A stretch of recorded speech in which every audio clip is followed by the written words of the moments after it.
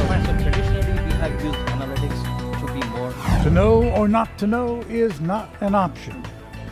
Joining us to speak about that today is Gagan Ghai, Director of Business Development at NTT Data Enterprise Services. Gagan, welcome. Thank you, Russell. You know, Gagan, you cannot have a conversation about technology today without big data entering into it at some point. Well, here's the question. What are its dimensions and just why is big data so very, very important? Sure. So Russell, we are seeing a lot of businesses and people putting more and more things on the internet. They are using internet more for not just the social, but also for the transactions that are running through the internet right now. We are seeing a lot of growth in that data. It's coming from like Internet of Things, where all the devices, not just your smartphones, but also the machines which are getting onto internet and putting all that data out there. So since we have all this big data explosion, now we need to be able to use that and get out some actionable intelligence from that data.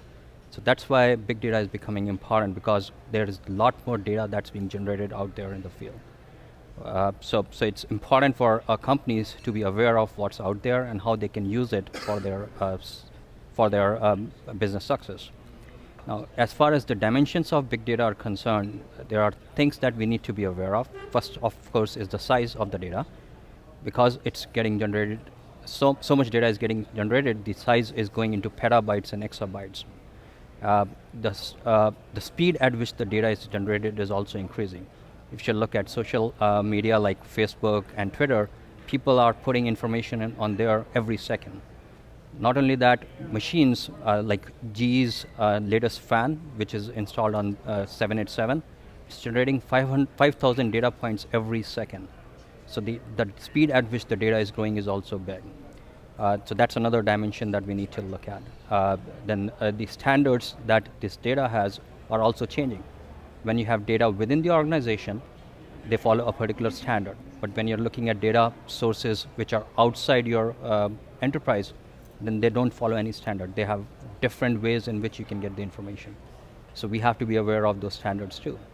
We talked about sources. Now, source can be inside as well as outside. So you don't have to, you have to look at what all sources you can get the data from. And you have to assume that data can come from anywhere and everywhere. So these are some of the dimensions that we need to look at and then form a strategy based on that, so that there is a big data strategy which is different from anything that you have done so far. All this is very important, because if a organization wants to become a data-driven organization, they need to have their priorities set right, and they need to have their things in place so that they can make better data-driven decisions for the success of their organization. You know, you mentioned the growth in this data. In fact, you used the word explosion. And of course, that's true, it's huge. Using an ocean, if you will, as a metaphor, we might be drowning in all of the data that is available and that is collected. Question though is, how can we then go about successfully translating that into information and usable information and knowledge? What do you say? Yeah, so you're very right about that. So like data just sitting somewhere in a database or a storage is not good enough. We need to be able to do something with that data. So until a few years ago, it was not possible to work with this huge amount of data, but there are technology innovations that have happened. Things like I can do real-time analytics on an in-memory database. I can do distributed processing. These are technologies which have been out there for quite some time now. So it allows us to look at all this data in the most detailed level and to be able to create some insight out of it. Once we have the insight, the next step is to be able to send this information to people who actually need that information. So that's where mobility changed everything, right? Where people are connected not only when they are within the organization, but when they're out in the field, they can get that information pulled from all these applications, analytics applications, which are generating these insights. The next step that we are seeing, the next wave that we are seeing in this is, instead of somebody actively pulling the information is being sent to them. So that's the concept, that's the next wave that we are seeing in mobility, which is called augmented reality and wearables. We have seen customers using Google Glass as an example, where when you get close to an asset or you are in a particular location, it's going to push the information onto your device rather than you asking for it. So these are some of the innovations that we have seen around us, which are helping us to be able to analyze this huge amount of data and to be able to send this information at the right place in the right time. Customer comes to you and says, I'm using a big data platform, want to use such a platform. What analytics are possible with that kind of platform? What do you tell them? Yeah. So traditionally we have used analytics to be more hindsight driven, like saying what has happened in the past, what is it, what happened and why it happened, right? So that's what we have seen. And a lot of this analytics was driven more because the technology was not evolved. So you were doing things at an aggregate level. You were not doing it at a very detailed level. The question that it allowed you to answer was what happened and why it happened. Now we are seeing analytics going into more insight and foresight capabilities where we can do predictive analytics.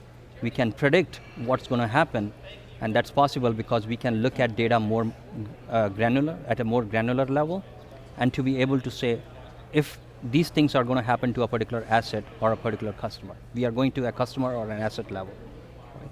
And then the next step on that is prescriptive analytics, which is saying, how can I do a what-if analysis if I change some parameters or if I change something, how I can make a particular business event happen, right? So if I'm able to do some maintenance on a asset before it breaks, then I can ensure that I'm getting a better efficiency and better ROI from that asset.